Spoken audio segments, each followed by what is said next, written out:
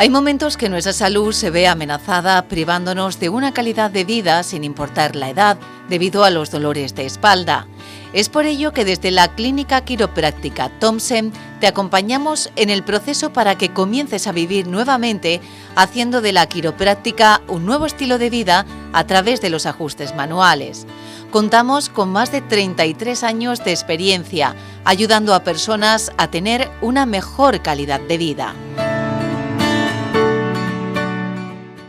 Clínica Quiropráctica Martín Thompson patrocina este programa.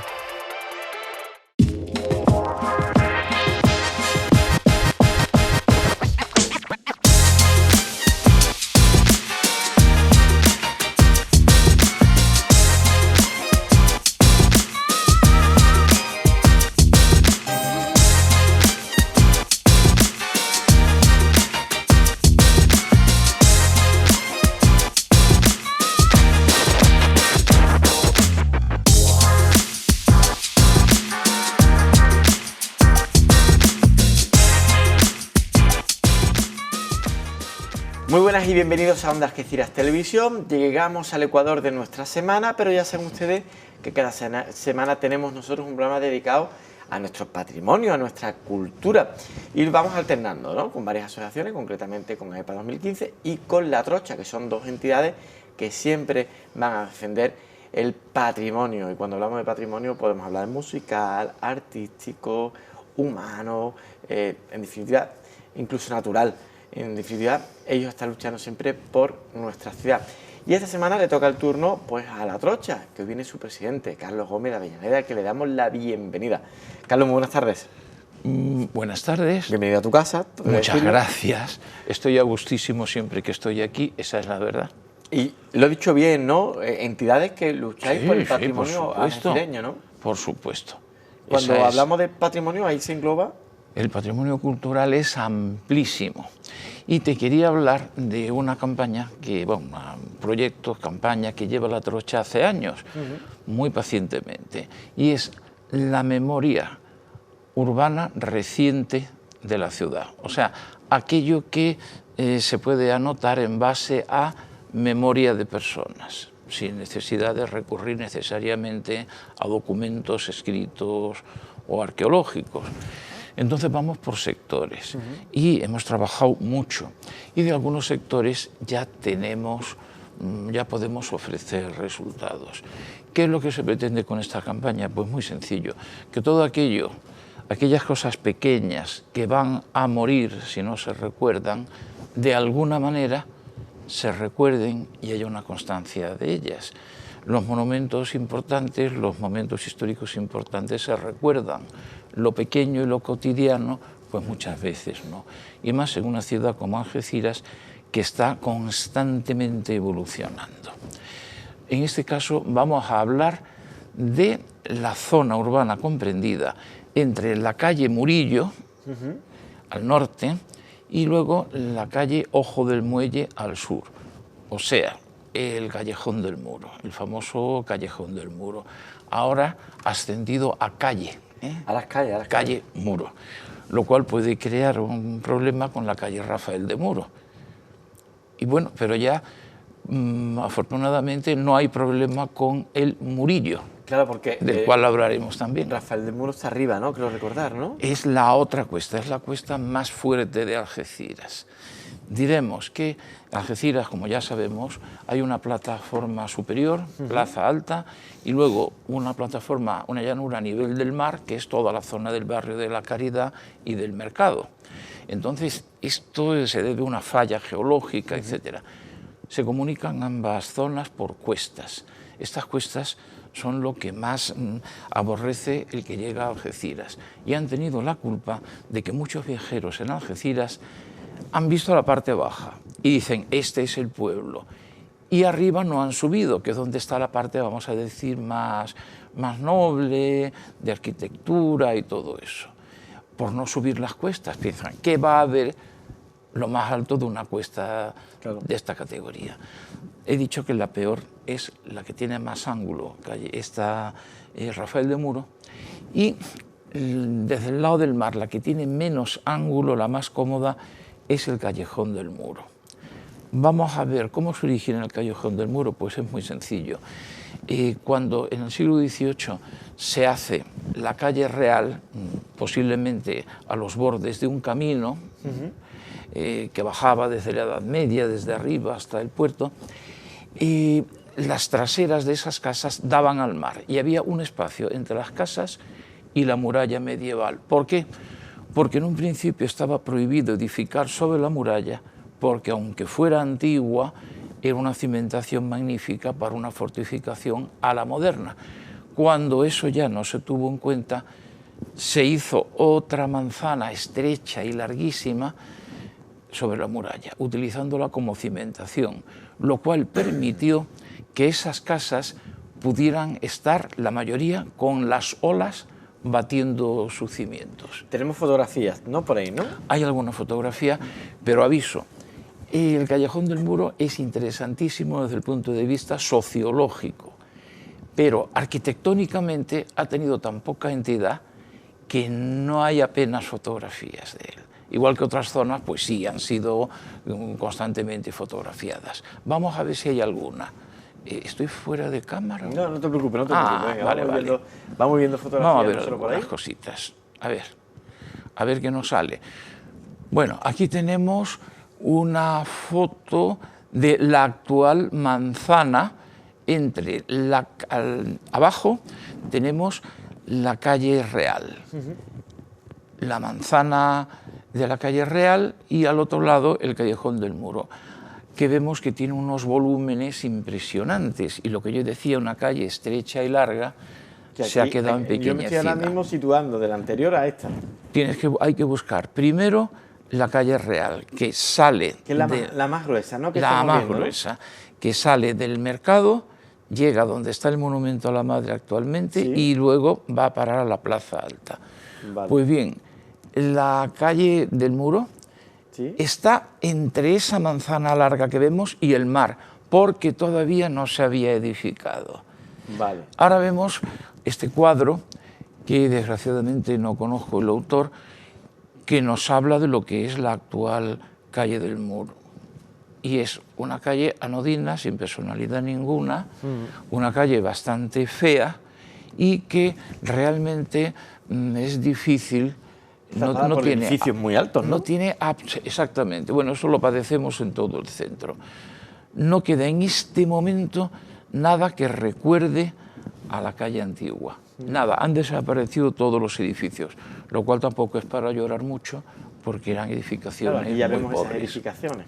Efectivamente.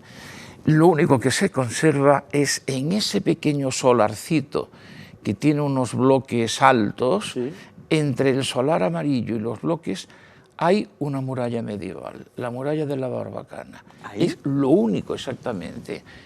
¿Y por qué no se edificó eso? Porque posiblemente era demasiado estrecho el solar y no merecía la pena, y milagrosamente se ha conservado. Y milagrosamente está a la vista la parte superior de la Barbacana, cosa que casi nadie conoce. Lo desconocía por completo, ¿no? Si es que no se ve apenas. Y ahora, sobre esas líneas fortificadas medievales, se va construyendo lo que era el Callejón del Muro antiguo, que era muchísimo más estrecho, casas pequeñas y demás. Si empezamos a describir de norte a sur, vemos arriba está la calle Murillo. ¿Por qué se llama Murillo? No por el pintor. Se llama Murillo porque más allá del Callejón del Muro estaba el mar batiendo, que a veces en algunos temporales llegaban las olas a entrar por la ventana de las casas. Se cuenta una anécdota de un señor que una ola le arrebató el sombrero de dentro de una casa. Esas casas, que tenían agua debajo, eran muy cotizadas por los contrabandistas, porque llegaban en barquillas y en canastas, desde la barquilla subían el contrabando. También se usaba eso para tráficos más lícitos. Por ejemplo, Candón, que era un recovero, para que nos entendamos, un recovero es un señor que vende huevos, ¿no? Traía huevos de Marruecos en barquilla y se los subían a su casa con el sistema de la canasta y la cuerda. y ya hablaremos dentro de un momento también de este marroquí, ¿eh? Entonces, estábamos en la calle Murillo. Se caracteriza por tener a un lado la Capilla de Europa, al otro tenía un edificio antiguo magnífico del siglo XVIII, y hacia el mar tenía por un lado una cafetería muy popular, la Cafetería Europa, que era fabulosa en el sentido de las vistas. O sea, muchas veces lo moderno no es mejor que lo antiguo. Se puede ver en las fotos. Y enfrente de esa cafetería estaba una de las primeras fábricas de electricidad que se hicieron, dicen que en España, yo creo que en Algeciras. Entrando ya por el Callejón del Muro, encontraremos después de las ruinas de esa fábrica de electricidad, según la tradición, la fábrica de hielo, de ladrillo visto, arquitectura industrial típica, como tantas fábricas que ha habido en España, y muchas de ellas se conservan, que era un edificio absolutamente inaudito. Era tremendo, ¿no?, por su arquitectura y sus volúmenes. Enfrente había una fábrica de gaseosas de un señor que se llamaba Zurita, que fabricó una bebida que llamó Tropicana y que utilizaba Coca-Cola y otra cosa que le echaba. Y un día se le presentaron los agentes de Coca-Cola y le dijeron que eso no lo podía hacer, que estaba patentado, etcétera, etcétera. O sea, poderoso es el brazo de las multinacionales. Totalmente. Más abajo, siguiendo esa acera, había unas casas y allí vivía este profesor, Fernando Poyatos Fuster, que era de literatura, que era un gran fotógrafo. Enfrente de la casa de Fernando Poyatos había un solar que llegaba hasta el Paseo Marítimo. Digamos que la escalinata era otro solar terrible, estercolero, una escombrera, que se hizo primero la escalinata y luego el aparcamiento y plaza actual. Este solar se debía al bombardeo del acorazado republicano Jaime. Una vez, unos niños jugando encontraron un proyectil, al parecer, de 305 milímetros. Acordonaron el barrio, los artificieros lo extrajeron y demás. ¿Qué había pasado? El acorazado Jaime, en 1936, estuvo bombardeando Algeciras, y todavía es un asunto que no se ha estudiado bien, se diga lo que se diga, pero que dejó un amargo recuerdo en las tradiciones locales. Y, por lo visto, uno de los proyectiles cayó y no explotó. Que supuestamente es este, ¿no? Exactamente. No, otros cayeron sin explotar, ya diré por qué. Y este, como si hubiera sido una bala del siglo XVIII, simplemente el impacto de esa masa sirvió para derrumbar la casa, que era de una arquitectura pues muy débil, muy chunga, ¿no?, como todas las de allí. Y ahí se clavó en el terreno y nunca más se supo, hasta que se encontró y se sacó con todas las precauciones. Eso es en donde está el actual edificio Atlántida. ¿Y eso fue en el 36? Claro, después del paso del estrecho, en fin, los líos de aquella época, ¿no? No vamos a extendernos ahora. Más abajo de ese gran taller eléctrico estaba el llamado Patio de Simino, que tenía una arquitectura muy curiosa. Era una especie de callejón que llegaba hasta cerca del mar, porque ya en ese punto el Callejón del Muro era muy alto, con casas en los bordes. Pero la puerta que tenía en el Callejón del Muro enmarcaba una vista preciosa de la bahía, y luego descendía hasta las casas estas bastante populares. Luego había unas casitas en las cuales vivía, en una de ellas, un magnífico tallista. Porque, perdóname, Carlos, todo lo que había por detrás de estas casas era un barranco, ¿no? No, en algunos sitios barranco y en otras el mar pegando en la muralla. ¿No? Wow. Ahora te explico el Murillo que fue.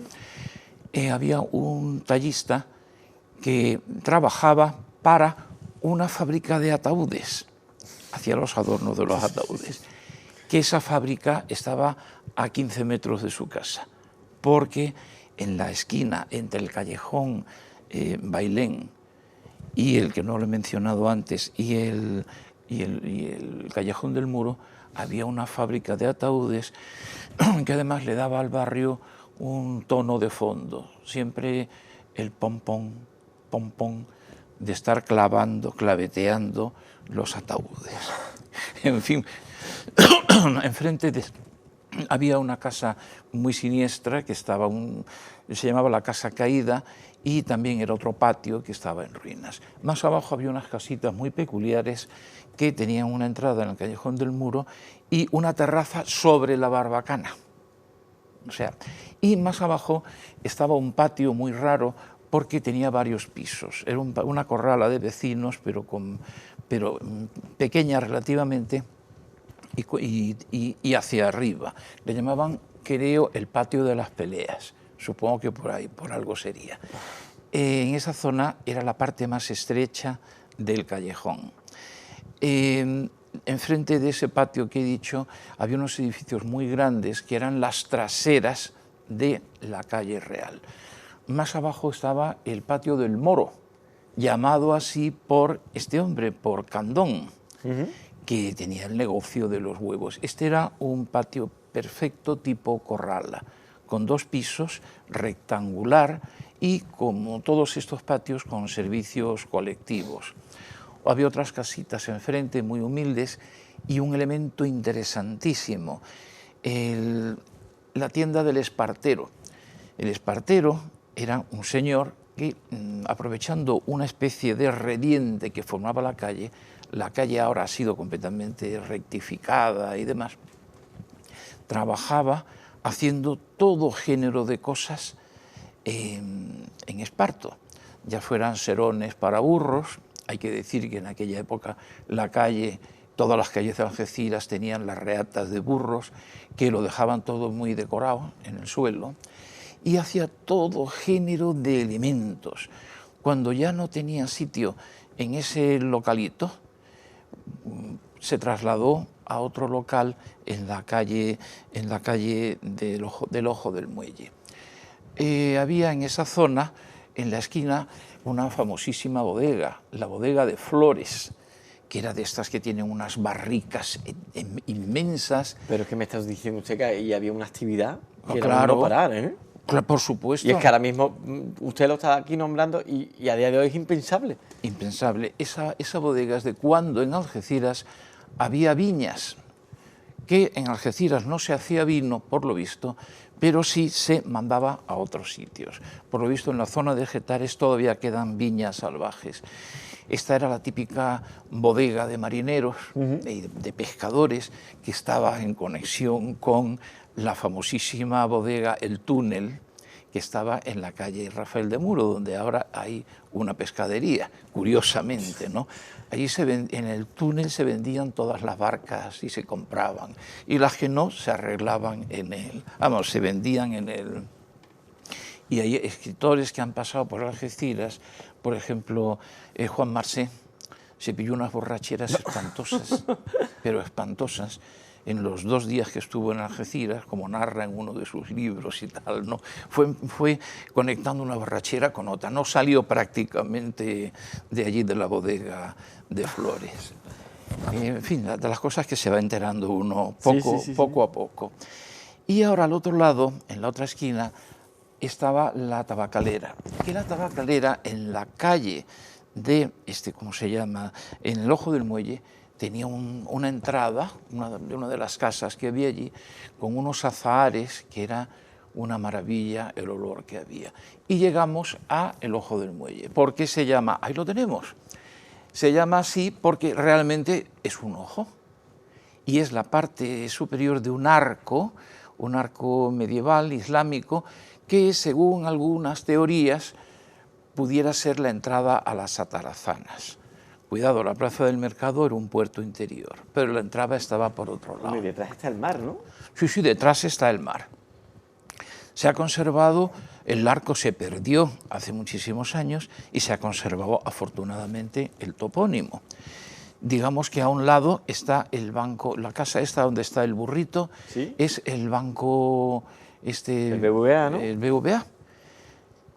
Y claro, todo esto es que ha cambiado radicalmente. Y en la esquina donde estaba la bodega, aquí vemos el callejón, vemos el banco, Ha desaparecido la tabacalera, ha desaparecido la bodega de flores y el magnífico edificio antiguo que tenía, que era sencillamente extraordinario, y bueno, es que Algeciras no se reconoce.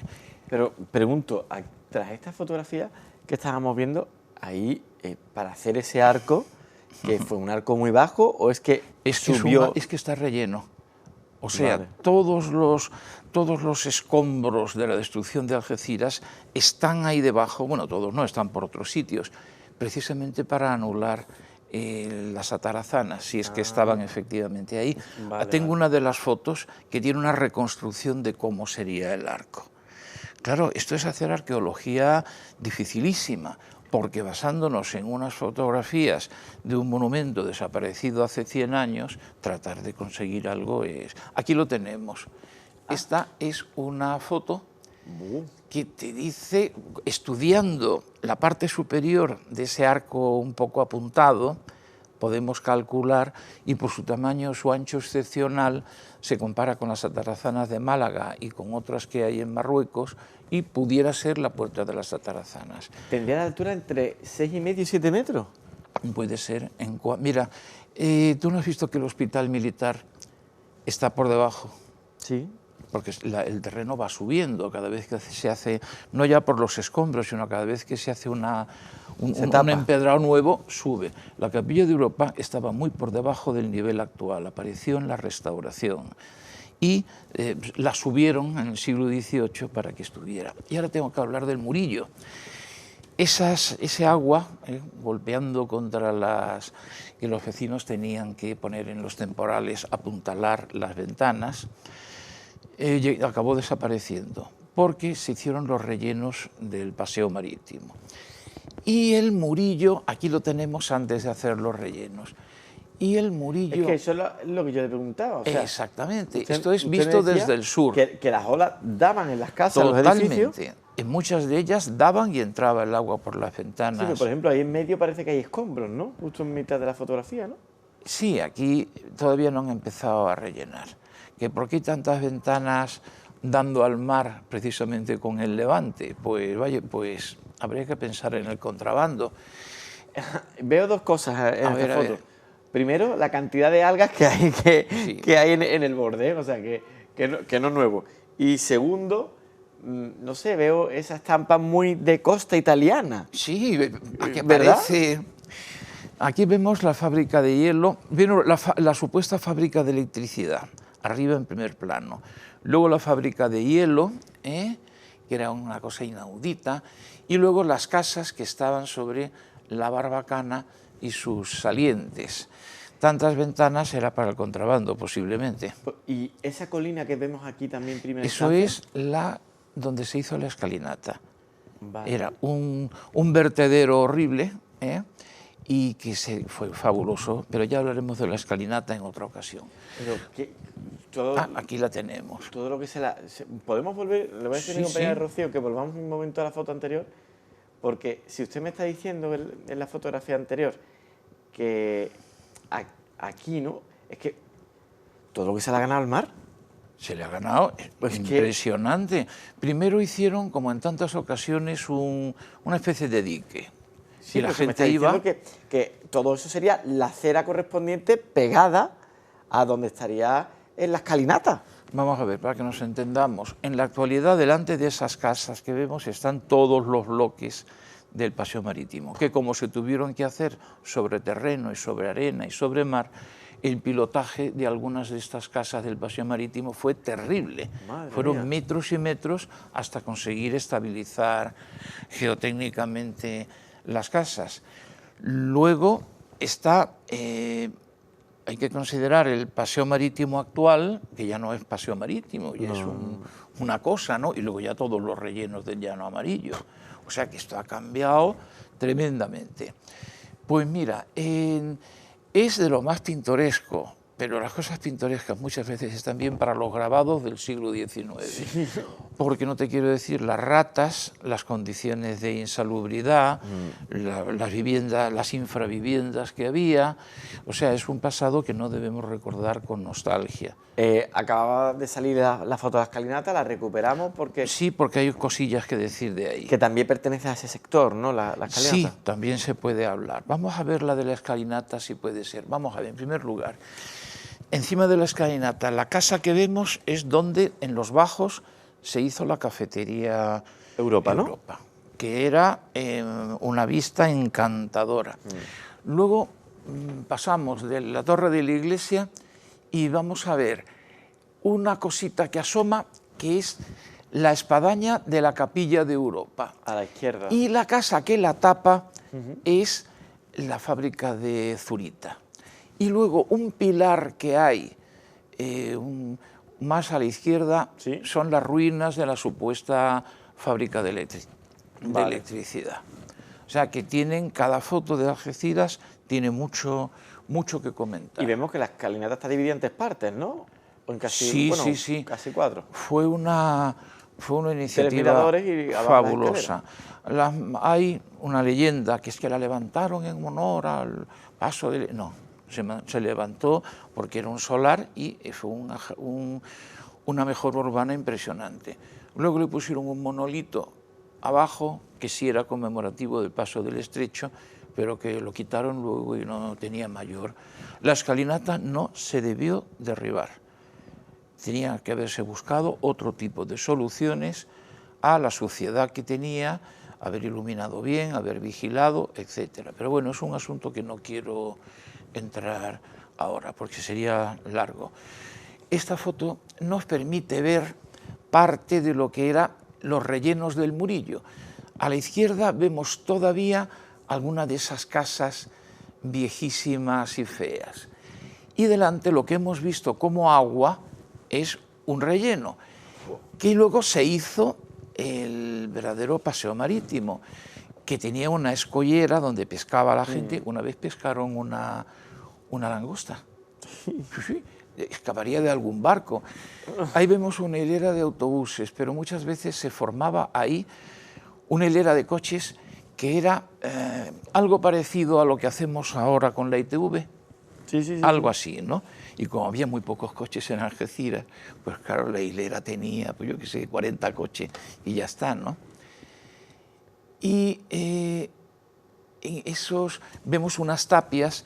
Esas tapias se pusieron cuando vino Franco a principios de los años 60 y tenían escrito Franco, Franco, Franco, viva España, Franco, Franco, Franco, arriba España. Claro. El objetivo de esas tapias era que no se vieran las ratas que estaban detrás. O sea, lo taparon piadosamente. Sí. Y hasta mejor ocasión. Y ya vemos uno de los edificios enormes que se fueron haciendo en el paseo marítimo. Y vemos la dársena de cuando Algeciras era uno de los primeros puertos pesqueros de España, rival de Vigo, que eso es una tragedia, como se perdió, y esa dársena está rellenada. Ahora no reconoces absolutamente nada. No. Quizá lo único que se pueda ver es el edificio, y ese edificio está tapado ahora, no lo podríamos ver porque estarían todos los que hay. Todos los colindantes. El Murillo llegaba, aunque interrumpido por la escalinata, llegaba hasta el fuerte de Santiago y esa zona, ¿no? Y tardó muchos años en edificarse. No se edificó hasta que no llegó el desarrollismo y con sus moles impresionantes, que bueno, todo tiene... Quería decir, sociológicamente... ¿Tenemos alguna fotografía más? Ay, creo que hay alguna más, sí, hay que comentarla. Voy a ser lo más breve posible. Venga, pues terminamos con la última tanda ya de la fotografía. Voy a decir rápidamente. Hay una novela, La calle Real y el callejón del Muro, de Luis de Armiñán. Ahí te describe perfectamente la diferencia socioeconómica entre la calle Real, calle burguesa, y la otra calle, que en aquella época, cuando escribe la novela a principios de siglo, estaba en el apogeo del contrabando. En la calle esta había, por ejemplo, un criador de gallos de pelea. O sea, de las cosas curiosas. Constituía una periferia un barrio marginal, una especie de gueto, pero pegado al centro de la ciudad. Estrecho y largo, inconcebible, pero existía. Y era otro mundo completamente. Y como tú has visto, una vida popular impresionante. Sí, lo que había en esa calle que me acaba de describir. El suelo era primero de chinitos de estos de río, como San Isidro, y luego hicieron una fiesta en el barrio el día que se hizo el pavimento moderno. Vamos a esa foto que nos queda. Muy rápidamente. ¿Vale? Porque nos vamos quedando ya sin Creo tiempo. que es la última que queda. A ver, la que ha salido. El Cristo de las Flores, ¿no? El Cristo de las Flores, antes de que le hicieran ¿cómo te diría yo?, la extensión llena de plantas que conocemos, ¿no? Fue una pena, porque ese saliente de la Capilla de Europa figura en los planos del siglo XVIII. O sea, no se debía haber rectificado la calle. Porque, ¿dónde estaba? Eso está, tú ves la Capilla de Europa, que ahora es una pared que vas al mar. Y donde está ahora el Cristo de las Flores, que eso lo rectificaron, creo que hay un restaurante, no me acuerdo bien, ¿no? Bueno, pues este Cristo se instaló en los años 50 y estaba en el cementerio de Algeciras. Sufrió varias restauraciones. Una de ellas, la primera vez lo restauró un magnífico artista que era el profesor don Arturo Compani, que luego fue a Ceuta y murió hace unos años, que era manco. Pero desgraciadamente su restauración no sirvió porque le daba el sol del atardecer y descompuso la pintura. La segunda y tercera vez lo restauró mi padre y ya le pusieron la protección esa y la restauración aguantó. ¿Por qué he dicho segunda y tercera vez? Pues muy sencillo, porque en una ocasión las monjas lo fregaron. Claro. Y claro, la policromía la estropearon. Con todo la buena voluntad y todo esto. Ay, que el Cristo está vamos a darle un fregadito. Mira. Y bueno, mi padre, con toda la paciencia, vuelve a hacer la policromía. Y podemos estarnos hablando horas y horas y horas de anécdotas y de cada una de las cosas que he mencionado.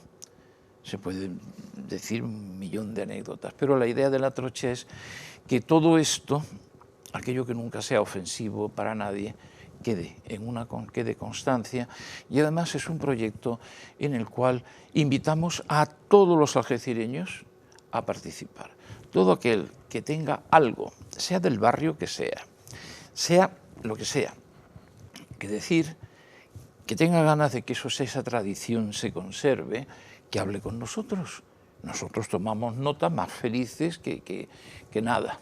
Don Carlos Gómez de Avellaneda, presidente de La Trocha, muchísimas gracias por este buen ratito y os esperamos dentro de 15 días. Muchas gracias a vosotros, como siempre, la verdad. Lo dicho, que pasen ustedes una feliz jornada y nos vemos pronto aquí en su casa, en Onda Algeciras Televisión.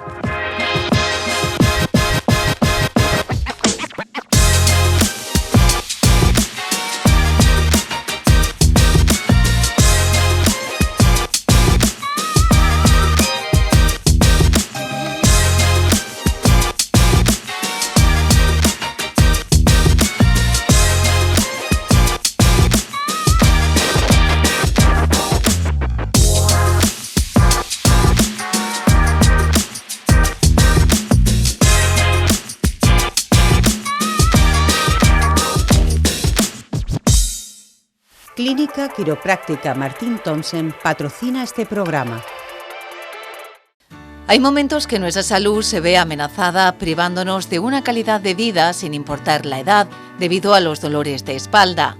Es por ello que desde la Clínica Quiropráctica Thompson te acompañamos en el proceso para que comiences a vivir nuevamente haciendo de la quiropráctica un nuevo estilo de vida a través de los ajustes manuales. Contamos con más de 33 años de experiencia ayudando a personas a tener una mejor calidad de vida.